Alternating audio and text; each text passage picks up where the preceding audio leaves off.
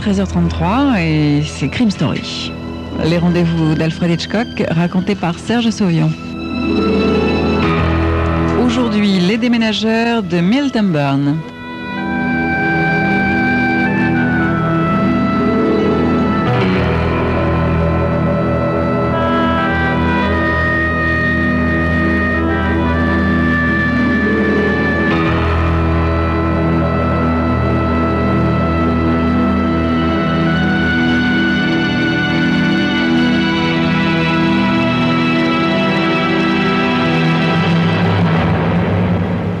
C'était le matin, très tôt, et M. Cartwright attendait la venue des déménageurs. Mais quand on sonna à la porte et qu'il alla ouvrir, deux hommes, revolver au poing, firent irruption. Ils refermèrent violemment la porte et la verrouillèrent. « Mais qu'est-ce que c'est ?» demanda M. Cartwright. Le plus grand des deux hommes donna un coup de crosse dans la mâchoire de M. Cartwright et l'envoya à terre. « Y a quelqu'un d'autre que toi dans la maison ?» demanda l'homme qui avait frappé M. Cartwright. M. Cartwright essaya de se relever. Son agresseur leva son revolver comme pour le frapper encore. « Je t'ai demandé s'il y avait quelqu'un d'autre ici. » M. Cartwright secoua la tête et mentit. « Non, monsieur, je suis seul. »« Jette un coup d'œil, Clay !» dit l'homme. « Toi, le vieux, lève-toi. » Il tordit le bras de M. Cartwright derrière son dos. « Allez, avance! Montre-moi la porte de derrière. » Et il poussa M. Cartwright vers l'arrière de la maison. Dans la cuisine, il demanda « Est-ce que c'est la seule autre porte ?» M. Cartwright fit signe que oui. « Minable, cette serrure. N'importe quel moucheron pourrait entrer ici. »« Nous craignons très peu les moucherons, monsieur. » dit froidement M. Cartwright. « Hein? T'es un rigolo, toi, hein ?» Le bandit tira les stores de la cuisine, plongeant la pièce dans l'obscurité. « Georges, regarde ce que j'ai trouvé dans la chambre à coucher !» L'autre homme poussait dans la cuisine Angela, la femme de M. Cartwright. « Ah, le rigolo ici présent avait dit qu'il était seul, » dit Georges. Qu'y a-t-il encore dans la maison, hein, rigolo ?» demanda-t-il, levant son revolver d'un air menaçant et le braquant en direction du front de M. Cartwright. Angela s'écria « Personne, monsieur. Qui voulez-vous qu'il soit ici avec nous ?»« C'est vrai, ça, rigolo? Y a que vous deux ici? Pas d'enfants, pas de domestiques? Cette fois, dis-moi la vérité, hein, ou ça te coûtera cher. Je plaisante pas. Je suis pas ici pour jouer à cache-cache. Ma femme et moi, nous sommes seuls, monsieur. » Nous n'avons jamais eu d'enfant, dit Angela. Ah, la petite dame commençait pas à pleurer, hein. Georges emplit un gobelet d'eau au robinet de l'évier et en lança le contenu au visage d'Angela. Ça va mieux? Vous et votre rigolo de mari n'avez qu'à vous tenir tranquille. De cette façon, vous n'aurez pas d'ennui. Clay, vérifie toutes les fenêtres et tire les rideaux. Je veux que tout soit hermétiquement fermé. Et vous deux, venez par ici. Georges, 1m90 et plus de 100 kilos, avait une figure rougeaude, un front bas, des sourcils bruns épais et des yeux bleus et brillants.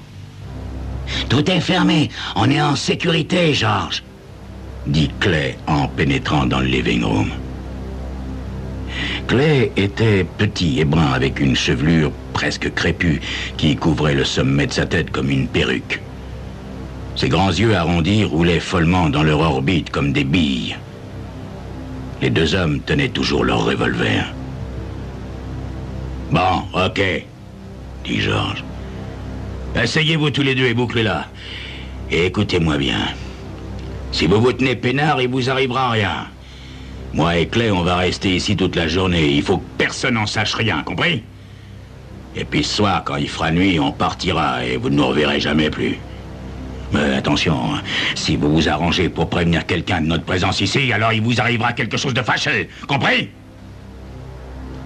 Thomas, comment te sens-tu? Demanda Angela. Où t'a-t-il frappé? Est-ce que tu as mal? Madame, je vous ai demandé si vous aviez compris ce que j'ai dit. Vous n'avez pas besoin de tourmenter ma femme, monsieur. Nous avons parfaitement compris. Mais votre projet de vous cacher ici ne marchera pas. Voyez-vous, les déménageurs doivent venir ici aujourd'hui. Sacré vieux fou, t'es vraiment rigolo, hein? Ainsi, les déménageurs doivent venir, hein? Eh ben, tu les renverras, voilà tout. Quant à vous, ma petite dame, remuez-vous un peu, trouvez-nous de quoi manger et préparez-nous du café. Reste assise, Angela. Ma femme n'est pas votre domestique, monsieur, et je vous dis que votre plan échouera. Le mieux que vous ayez à faire est de quitter cette maison immédiatement. Comment? Quoi? Espèce d'abruti! C'est pas toi qui donne des ordres ici, c'est moi! George brandit son revolver pour frapper M. Cartwright au visage, mais se ressaisit, car la sonnette de la porte d'entrée avait retenti. Il fit vite un signe à Clay pour qu'il fasse sortir Angela, et, menaçant de son revolver M. Cartwright, il chuchota: « Qui que ce soit, débarrasse-toi de lui, et vite, rigolo. Personne ne doit entrer ou sortir de cette maison. Allez !»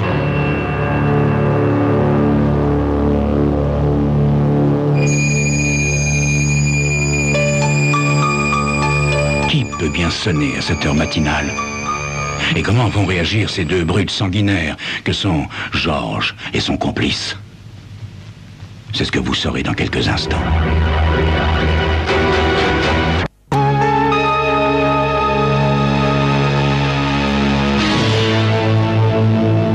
La sonnette retentit à nouveau et M. Cartwright entr'ouvrit la porte.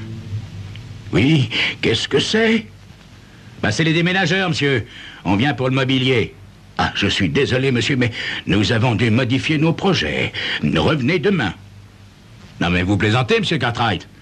On avait pris rendez-vous pour ce matin. » Monsieur Cartwright sentait le revolver de George qui s'enfonçait dans ses côtes. « Eh bien, nous rapporterons simplement ce rendez-vous, monsieur. Je suis désolé. De toute façon, dites à votre compagnie de me compter votre déplacement, si ça amène quelques difficultés. » Ah ben, soyez sûr qu'ils vous le compteront, le déplacement est plutôt 2 fois qu'une. Ça, vous pouvez me croire. Et puis, comptez pas sur nous demain, hein. Vous aurez de la chance si vous obtenez un autre rendez-vous dans 1 mois. Comme vous voudrez, monsieur. Simplement, laissez-nous tranquilles pour aujourd'hui. Je suis désolé de vous avoir fait perdre votre temps. M. Cartwright ferma la porte et la verrouilla. Il sentit que George éloignait le revolver de son dos. Très bien, rigolo. C'était pas mal joué. T'es un bon comédien, hein? T'aurais dû faire du théâtre ou du cinéma. Qu'est-ce que tu fais au juste comme boulot? Je suis expert comptable diplômé, monsieur. T'entends ça, Clay? Le rigolo est expert comptable et diplômé, s'il vous plaît. Ça veut dire qu'il s'y connaît en chiffres. Eh ben, mets-toi bien ça dans la tête, monsieur l'expert comptable diplômé. Moi et Clay, on va se cacher ici toute la journée. Et tu vas te tenir peinard et pas nous causer d'ennui. Arrange-toi pour que tout se passe comme avec les déménageurs et on vous tuera pas. Comme ces 2 gardiens de prison qu'on a bien connus. Hein que j'ai raison, Clay? Tout à fait, George, tout à fait, t'as raison. Bon. Maintenant, on va manger. George se tourna vers Angela, puis son regard se posa sur M. Cartwright. Si tu pouvais voir la tête que tu fais, rigolo. Tu veux toujours pas qu'elle fasse la cuisine pour nous, ta femme? Non, monsieur, je ne veux pas. T'es vraiment entêté, hein? Pas vrai que j'ai raison, ma petite dame? Il est entêté, votre mari. Oui, monsieur. Mon mari est très entêté. Un jour, ça le perdra. Clay, trouve quelque chose à manger, puis fais du café. Après tout, je veux pas déranger un type aussi fou et aussi têtu. Angela s'assit sur le divan à côté de son mari. Combien de temps allez-vous rester ici, monsieur? Jusqu'à la nuit, rigolo. Et puis, moins t'en sauras notre sujet, mieux ça vaudra pour vous. Aussi, ferme-la, et ta femme aussi. Je suppose, monsieur, que vous êtes évadé de prison. Mais pourquoi avez-vous choisi notre maison pour vous y cacher? Et pourquoi pas celle-là, rigolo? Hein? Il nous fallait trouver une maison. Vous n'avez pas eu de chance, voilà tout. La poisse, comme on dit. Puis maintenant, taisez-vous et tenez-vous tranquille. Les 2 bandits mangèrent en silence, s'immobilisant pendant une longue minute quand le facteur gravit les marches du perron. Une enveloppe glissa dans la boîte aux lettres. Puis, les pas du facteur s'éloignèrent et les deux hommes se détendirent. « Hé, rigolo! Comment se fait-il que tu travailles pas aujourd'hui? » « À cause des déménageurs, monsieur. J'avais pris ma journée. » « Hein? Et t'attends pas de visiteurs ou quelque chose comme ça? » ?»« Non, monsieur. Simplement les déménageurs, comme je vous l'ai dit. » »« Ah ouais, les déménageurs. Quelle histoire. » Soudain, on entendit le bruit d'un lourd véhicule se garant devant la maison, puis des pas se firent entendre dans l'allée. La sonnette retentit. Georges appuya de nouveau son revolver dans le dos de M. Cartwright. « Qu'est-ce que c'est ?» demanda M. Cartwright en trouvant la porte. « Les déménageurs, monsieur, c'est l'heure de nous mettre au travail. »« Je suis désolé, monsieur, mais ainsi que je vous l'ai dit tout à l'heure, il vous faudra revenir demain. »« Non, monsieur, on avait dit aujourd'hui, on fera le déménagement aujourd'hui. Et moi, je vous dis demain, monsieur. Écoutez, monsieur Cartwright, moi, je fais ce qu'on m'a ordonné de faire. Vous voulez que je dise à mon patron ce que vous avez dit ? C'est cela. Dites à votre patron que nous ne déménagerons pas aujourd'hui. Dites-lui que c'est là mon dernier mot, monsieur. » M. Cartwright referma la porte avec fermeté et la verrouilla. Georges enleva le revolver de son dos. « Mais qu'est-ce que c'est que cette entreprise de déménagement à la gomme, rigolo? Ils s'accrochent tellement aux clients qu'ils viennent 2 fois de suite. » Georges regarda prudemment par la fenêtre du living en tirant le rideau. Brusquement, il fit demi-tour, une expression de frayeur sur le visage. « Clay, lève-toi! Les flics sont là !» On entendit d'autres bruits de pas sur les marches du perron, puis on frappa violemment à la porte. « Ouvrez !» cria une voix. « Ouvrez! Police !» Clay se leva d'un bond paniqué et tira 3 coups de feu à travers la porte d'entrée. « Comment ils nous ont trouvés, Georges ?» Une odeur de poudre parvint aux narines de M. Cartwright. Quelques secondes après, la police répondit par des coups de feu qui firent voler en éclats les fenêtres sur la façade. M. Cartwright entendit les balles qui venaient frapper le mur derrière lui. Une d'elles ricocha. Il empoigna sa femme et ils coururent vers la cuisine. Dans le bruit et la confusion qui suivirent, les 2 bandits discutaient en hurlant. « Il faut qu'on foute le camp d'ici, Georges !»« Impossible, Clay, à moins de nous frayer un chemin à coups de feu !» Puis, sans avertissement, 2 lourds projectiles traversant les fenêtres vinrent s'écraser dans la pièce. En un instant, le living room fut empli d'un brouillard qui piquait et brûlait les yeux. Dans la cuisine, il semblait à M. Cartwright qu'on avait jeté de l'acide dans ses poumons. « C'est du gaz lacrymogène !» dit-il à sa femme. Au même instant, la porte d'entrée s'ouvrit d'un coup. Clay et Georges bondirent à l'extérieur, tirant à l'aveuglette. Une voiture de police était garée dehors. À l'abri derrière cette voiture, des agents ripostèrent aux coups de feu des bandits, les touchant presque tout de suite. Puis, 2 autres voitures de police arrivèrent. D'autres policiers, brandissant leurs armes, en descendirent. « Ne tirez pas! Ne tirez pas !»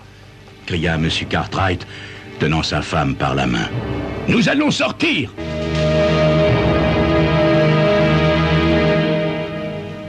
Tandis qu'il franchissait le seuil de la porte d'entrée avec Angela, il entendit un policier dire d'un air excité « Voilà les 2 tueurs, je vous dis! Je sais pas comment ils sont venus ici, mais c'est eux !» À l'intérieur d'une des voitures de police, un agent lançait un appel pour demander une ambulance. Un sergent de police marcha vers les Cartwright, les examinant avec méfiance. « Vous abritiez ces 2 types ou quoi ? » « Nous ne les avions jamais vus avant, sergent. Ils ont fait irruption ce matin dans notre maison et nous ont tenus prisonniers. Mais comment diable avez-vous su qu'ils étaient ici? »« Mais on n'en savait rien, monsieur, » répondit le sergent de police. « C'est pas pour eux qu'on venait chez vous. C'était pour vous. Bah oui, il y avait une demande d'expulsion contre vous. Le dernier délai était aujourd'hui. C'est la police qui était chargée de vous faire partir. Ah, vous êtes un citoyen peu commode, monsieur Cartwright. Vous êtes entré en lutte contre la municipalité, vous avez refusé de quitter cette maison, mais, comme dit la municipalité, l'autoroute doit passer par ici, et on était venu pour vous évacuer de gré ou de force. » Quand l'ambulance arriva, les infirmiers mirent Georges et Clay sur des civières et les transportèrent à l'intérieur de la voiture, tandis que la grue gigantesque des démolisseurs jetait son ombre sur la maison. Angela, prenant tendrement la main de son mari, lui murmura « Ne sois pas trop triste, mon chéri. Nous aurons une autre maison. » Puis, elle ajouta en souriant « C'est bien la première fois que ton fichu caractère nous sort d'un si mauvais pas. »